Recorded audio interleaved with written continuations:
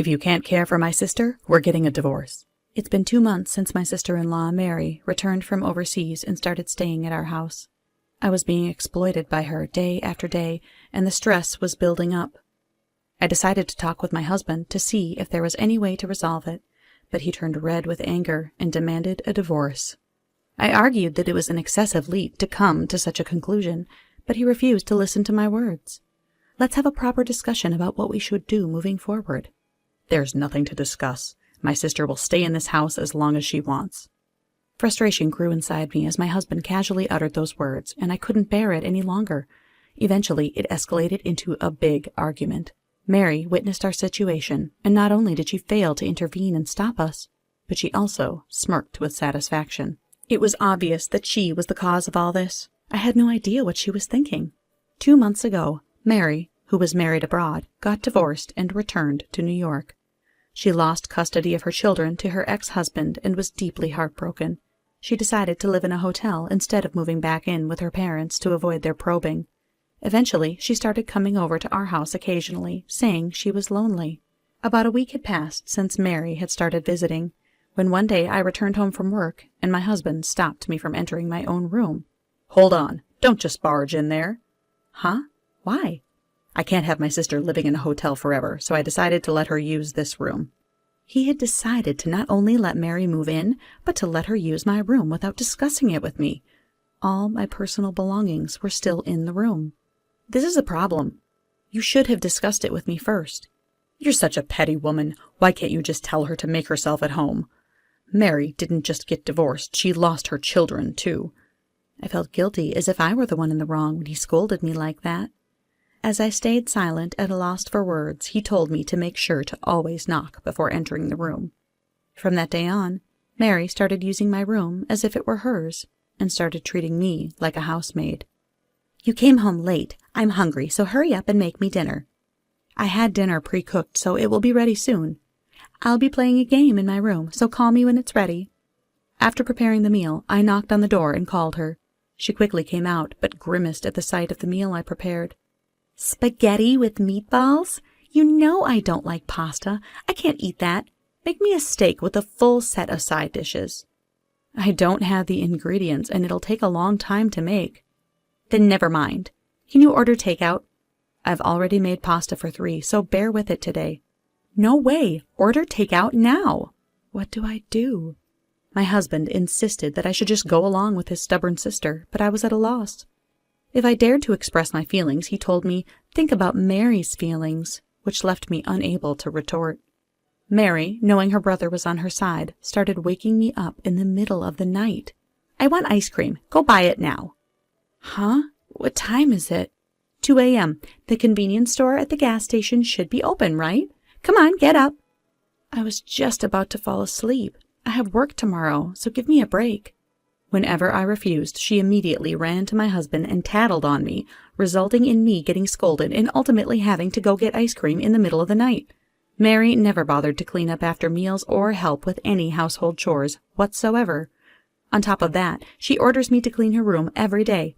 Just to be clear, her room refers to my room that she has been using. Day by day, her demands toward me escalated. Now she was asking me for money. "Sorry, that's not possible. If anything, go ask your brother." "I can't believe you're refusing. I'm going to tell my brother again. Are you okay with that?" I'd been following her orders, knowing the difficulties she's been through, but if I gave her the money now, I knew she would keep asking for more money in the future. That day, for the first time, I stood my ground and refused to be bossed around by my sister-in-law. Of course, the moment my husband got home from work, she tearfully accused me of harassing her. "Catherine, why did you make my sister cry?" "I simply refused because she asked for money. Plus, she doesn't do any household chores, and on top of that, she treats me like a housemaid. I'm emotionally exhausted. It's been over 2 months since she moved into our home. Can't you do something about it?" "Shut up. If you can't care for my sister, we're getting a divorce." My husband turned red with anger and demanded a divorce. I argued that it was an excessive leap to come to such a conclusion, but he refused to listen to my words. Let's have a proper discussion about what we should do moving forward. There's nothing to discuss. My sister will stay in this house as long as she wants. Frustration grew inside me as my husband casually uttered those words, and I couldn't bear it any longer. Eventually, it escalated into a big argument. Mary witnessed our situation, and not only did she fail to intervene and stop us, but she also smirked with satisfaction. It was obvious she was the cause of all this. I had no idea what she was thinking. Mary uttered terrifying words to me. "I'm going to make you regret it. I'm Catherine, currently 27 years old. I'm being constantly manipulated by my sister-in-law. My parents divorced when I was still young due to my father's infidelity. My mother, who raised me as a single parent, passed away from breast cancer when I was 19. Since then, although I had friends, the loneliness of not having a family could never be filled, and I lived carrying that loneliness in secret. It was during those days that I met my husband, Bob. After a year of us being together, we solidified our relationship 3 years ago. The excitement of our early days of marriage has faded, but since getting married, I've been grateful for the presence of a family.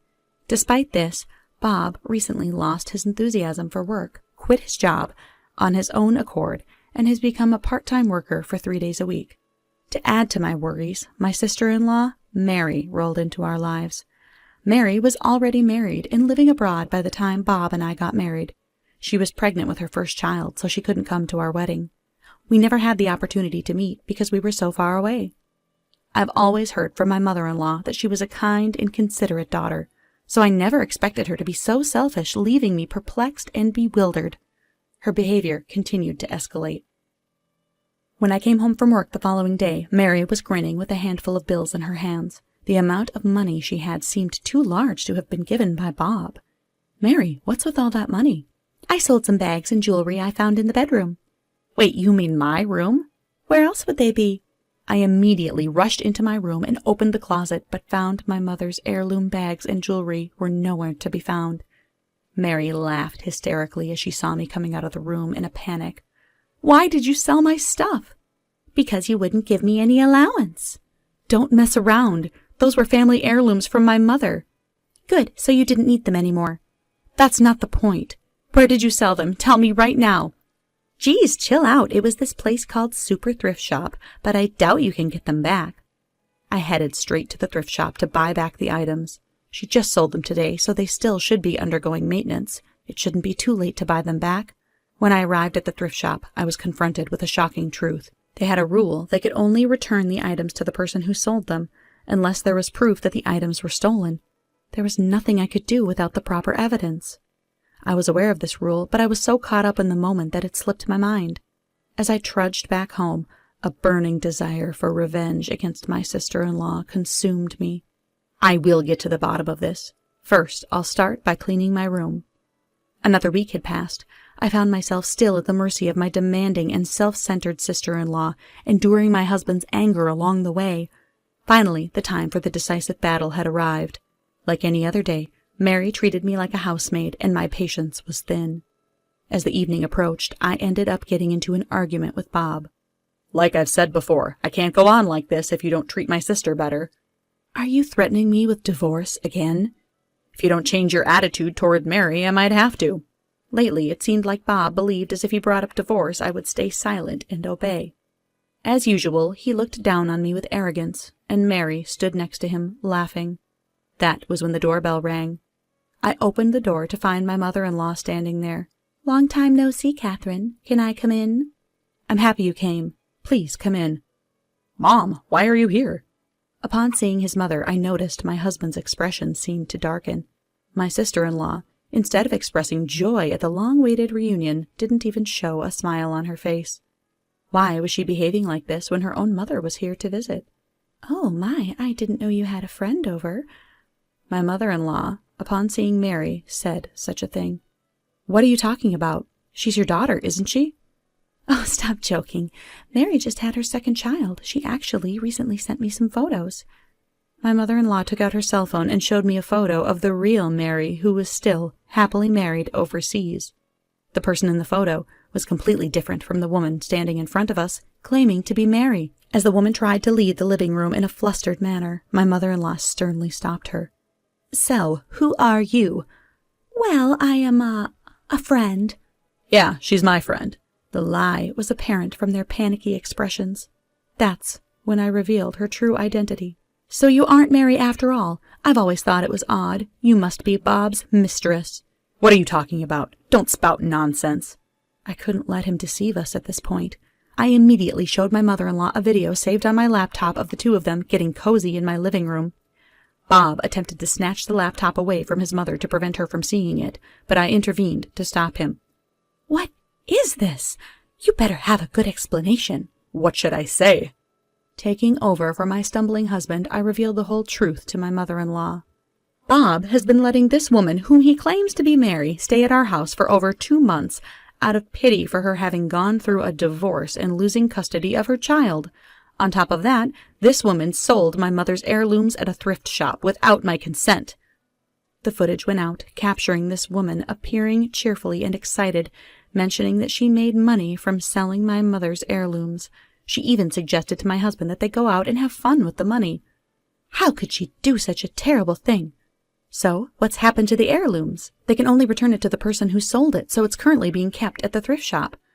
After informing my mother-in-law, I turned to the woman who seemed quite uncomfortable. "You are Megan Foster, aren't you?" "No, you're wrong. Don't make baseless accusations. Do you have any evidence?" "It's pointless to play innocent. You may not have known, but I happen to be the manager of the super thrift shop." "Huh? I didn't see you there." "I wasn't at the shop on the day my mother's heirlooms were sold because I was attending a meeting at headquarters. Being the manager of the shop, I was able to verify the ID of the person who sold the items. That's how I realized the woman was not my sister-in-law. But I had no definite proof, and I was afraid she might come up with excuses, so I decided to come up with a plan. My mother-in-law had been wanting to go watch a performance by her favorite artist, so I decided to buy tickets for her. The plan was to ask her to come pick up the tickets, invite her to stay the night at our house so she wouldn't have to travel back. Unaware of the situation, she was thrilled, and that's how we got to today. I'm sorry for making you come here without telling you the truth." "That's all right. I understand it's not easy for you to talk about this. By the way, how did you manage to capture the footage?" "I didn't want my belongings being sold without my permission again, so I installed some light bulb-shaped hidden cameras in my room while cleaning. I had a vague suspicion that she might be an affair partner, but I never expected something like this." Sure enough, the footage showed the two of them getting intimate when I wasn't around. It was quite a shock when I first saw the footage, but Bob and I had been arguing whenever we spoke to each other, so I had been thinking it might be time to call it quits. But still, it's tough to witness your husband having an affair. "Catherine, Mom, I was just being manipulated by this woman." "How pathetic of you to say that. Lying about her being your sister and letting her stay at our house. What were you thinking?" "Don't blame this on me. I only pretended to be your sister because if we were caught having an affair, I would be kicked out of the house with nowhere to go." "You keep your mouth shut." "Besides, you were the one who said it would be convenient for me to use your wife as a housemaid.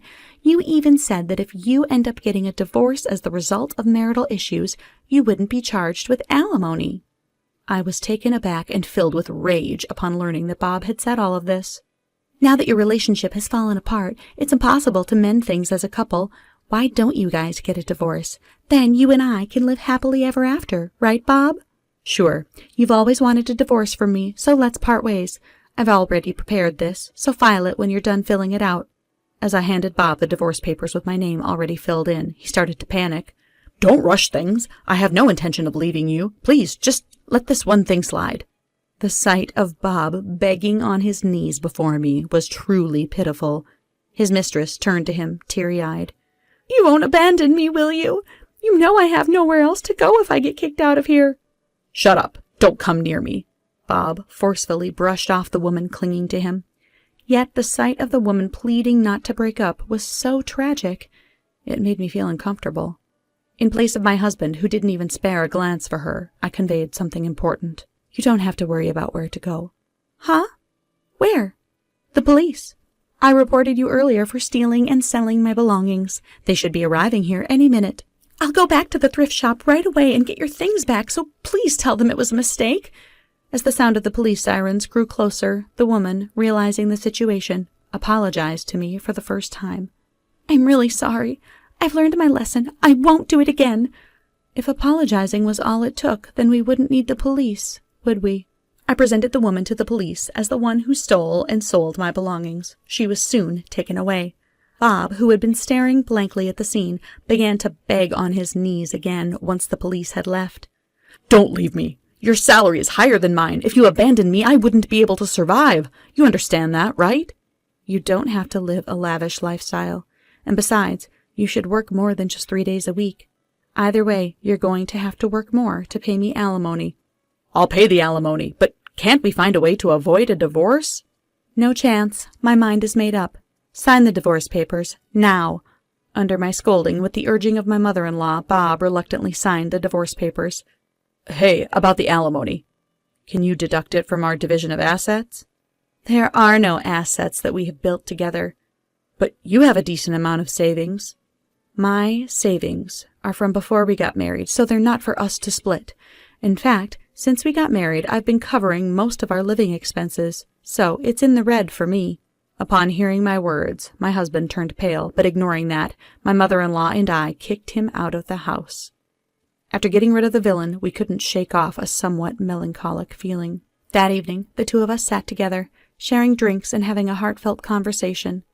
My mother's heirloom bags and jewelry were safely returned to me later, with enough proof showing that they were stolen.